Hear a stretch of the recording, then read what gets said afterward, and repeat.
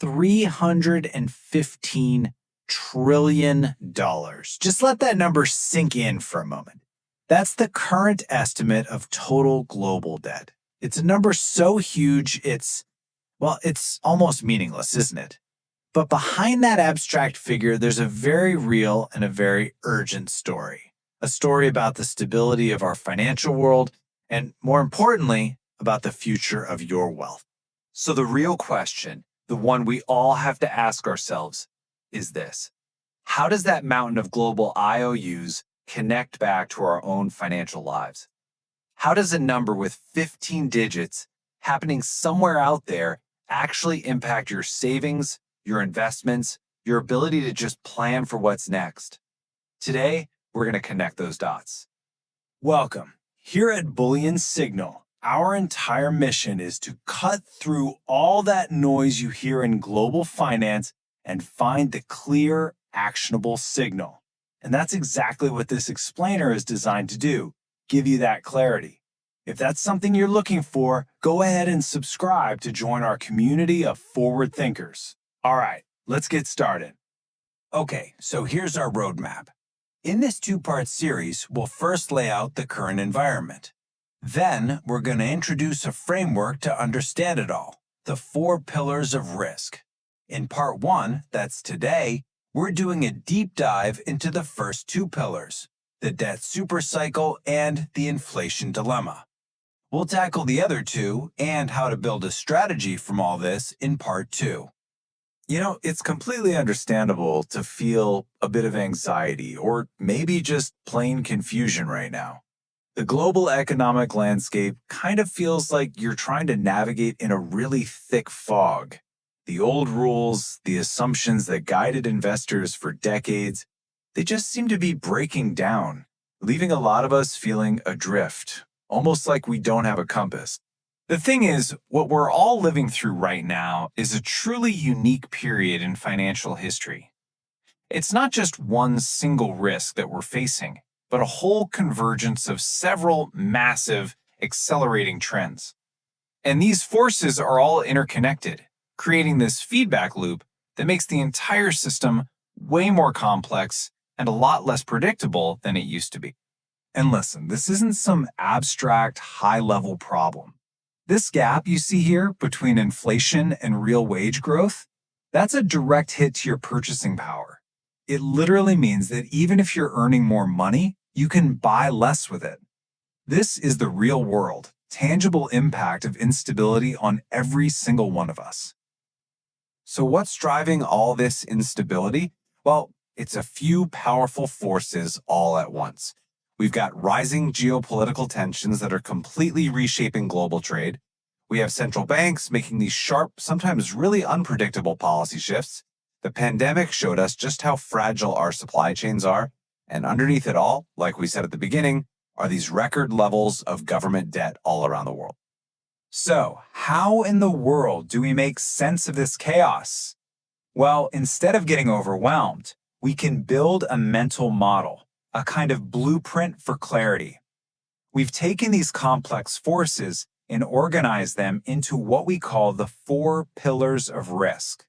By understanding each pillar on its own, we can start to see how they all connect and influence each other. Now, let me be perfectly clear about something. This framework is not about predicting the future. No one can do that with any real certainty. This is all about preparation. It's about developing a solid understanding of the landscape so you can manage risk, think clearly when things get stressful, and ultimately make more resilient financial decisions. Okay, let's dive right into our first pillar, the debt supercycle. What this refers to is the multi-decade buildup of debt at every single level of the global economy. We're talking government, corporate, and household. This isn't just some normal cyclical trend. It's a deep, structural condition that's been building for more than 40 years. This quote just perfectly captures the two-sided nature of debt, doesn't it? For decades, borrowing basically pulled future growth into the present, and it created this illusion of prosperity. It was like a steroid, making the economy look much stronger than it really was. But now, Now the bill is coming due, and that exact same debt is acting like a powerful sedative on any future growth. I mean, the sheer scale of this is just staggering. We're looking at a system that has become fundamentally dependent on more and more credit just to keep functioning. And the growth has been everywhere, touching every corner of the economy, from governments all the way down to individual households. And that means the risks are just as widespread. So, what does all this debt actually do? What are the consequences? Well, for one, governments and central banks have way less room to maneuver. High debt makes the whole system incredibly fragile, very vulnerable to shocks like a pandemic or a war. It also creates this immense political pressure to devalue the currency, through inflation, to make the debt easier to pay back. And it keeps these unviable zombie companies on life support, which just drags down productivity for everyone. And this isn't just some big abstract macro thing. Think about your own town or your community. Have you noticed the cost of local government projects just soaring? Or maybe more local businesses struggling with their debt payments? I'd genuinely be interested to hear what you're seeing on the ground. Let me know in the comments below. Okay, so what can you do about it? Now, this isn't financial advice, but it is a way of thinking. You can start by assessing your own sensitivity to this pillar. Ask yourself, how much of my financial life is actually exposed to rising interest rates? Take a look at the debt that's held by any companies you're invested in, and try running a simple stress test on your own budget. What happens if rates go up another 2%?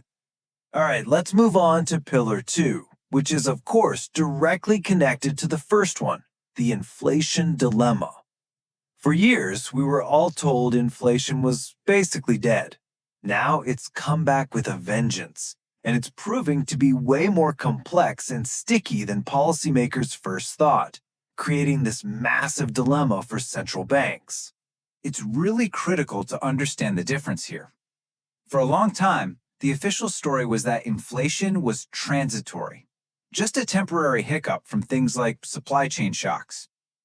But there's a lot of evidence now that we're in a period of structural inflation. This is driven by deeper forces like deglobalization, aging populations, and massive government deficits. And it really shows why the old policy tools just might not work this time. Milton Friedman's words here are just timeless, aren't they? Inflation is a stealth tax. It doesn't need a vote. It doesn't need a new law passed. It just silently transfers wealth away from savers and people on fixed incomes over to debtors. And of course, the biggest debtor of them all is the government. For an over-indebted system, it's the path of least resistance.